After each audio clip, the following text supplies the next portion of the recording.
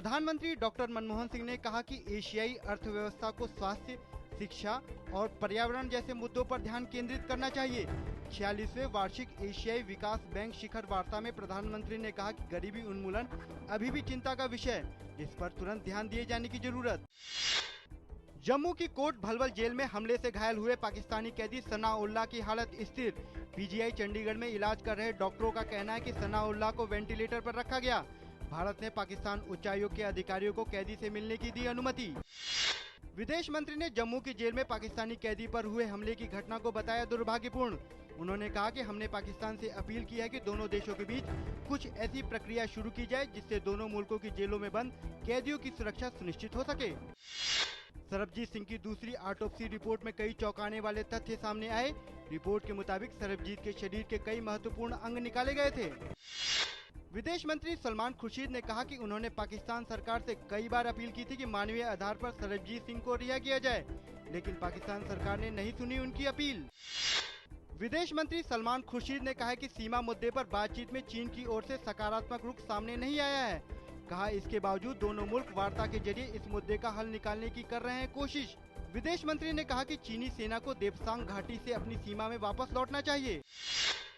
CBI ने भ्रष्टाचार से जुड़े एक मामले में रेलवे बोर्ड के स्टाफ सदस्य महेश कुमार समेत 4 लोगों के खिलाफ मामला दर्ज किया।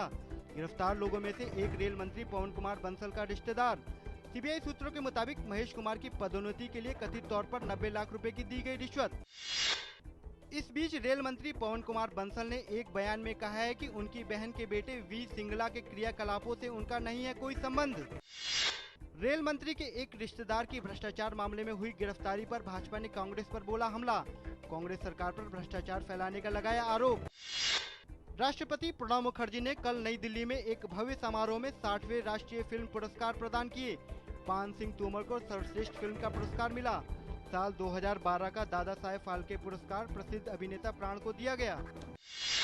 पाकिस्तान के कराची में अवामी नेशनल पार्टी के एक उम्मीदवार की उस वक्त गोली मारकर हत्या कर दी गई जब वे नमाज अदा कर लौट रहे थे। हमले में उनके 3 साल के बेटे की भी मौत हो गई। पाकिस्तान में हो रहे संसदीय चुनाव के दौरान किसी उम्मीदवार की हत्या का ये पहला मामला है। अमेरिकी वायुसेना का बोइंग विमान KC-135 कल उत्तरी किर्गिस्तान की पहाड़ियों में हो गया दुर्घटनाग्रस्त। सेना के प्रवक्ता ने बताया कि बोइंग विमान के किर्गिस्तान की राजधानी बिश्केक से करीब 60 किलोमीटर पहाड़ियों में दुर्घटनाग्रस्त हो गया। विमान में चालक दल के 3 सदस्य सवार थे। भारत की PV सिंधु कुआलालंपुर में खेली जा रही Malaysia grand pre gold badminton प्रतियोगिता के फाइनल में पहुंची। सेमीफाइनल मुकाबले में सिंधु ने थाईलैंड की सेपसिरी तरनतनचाई को सीधे सेटों में 21-17, 21-11 से हराया।